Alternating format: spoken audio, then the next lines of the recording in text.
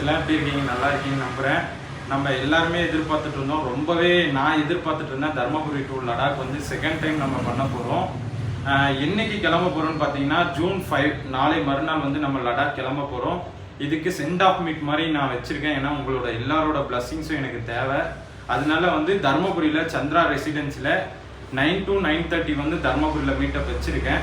அதே மாதிரி தர்மபுரி வர முடியாதவங்க மாரண்டள்ளி நம்ம ஊரில் இருந்து நம்ம பக்கத்தில் இருந்தீங்கன்னா மாரண்டள்ளி அங்காளம்மன் கோவிலில் 7 to 7:30 வந்து மீட்டப் வச்சுருக்கேன். உங்களோட எல்லாரோட பிளஸ்ஸிங்ஸும் எனக்கு தேவை. மறக்காமல் வந்துடுங்க.